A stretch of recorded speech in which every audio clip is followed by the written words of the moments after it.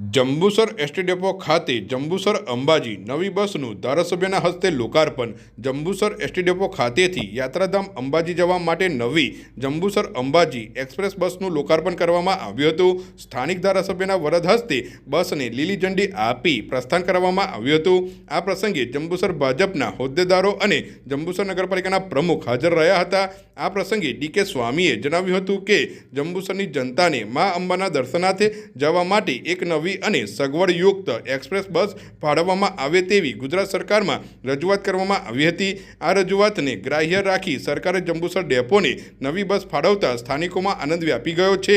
આ સુવિધા બદલ તેમણે સરકારનો આભાર વ્યક્ત કર્યો હતો। આ કાર્યક્રમમાં સ્થાનિક આગેવાનો અને ડેપોના અધિકારીઓ ઉપસ્થિત રહ્યા હતા।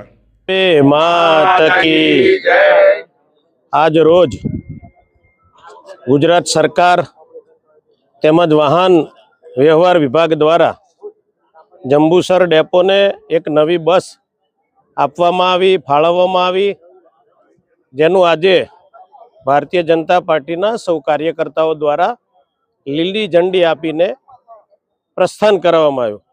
જંબુસરથી અંબાજી પહેલાંય પણ આ રૂટ ચાલતો હતો અને એની બસ પણ ચાલતી હતી, પણ ઘણા ટાઈમથી આ બસની માંગણી હતી, નવી બસ સરકાર ફાળવે, અને એ માંગણી આજે જ્યારે ગુજરાતના મુખ્યમંત્રી ભૂપેન્દ્રભાઈ પટેલ તેમજ વાહન વ્યવહાર મંત્રી એવં ગૃહમંત્રી એવા આદરણીય હર્ષભાઈ સંઘવી તેમજ ડેપ્યુટી મંત્રી એવા પ્રવીણભાઈ માળી દ્વારા આ માંગણીને જ્યારે પૂરી કરવામાં આવી છે, ત્યારે આજે હું જંબુસરની જનતા વતી ગુજરાત સરકારનો હૃદયપૂર્વક ખૂબ ખૂબ આભાર વ્યક્ત કરું છું।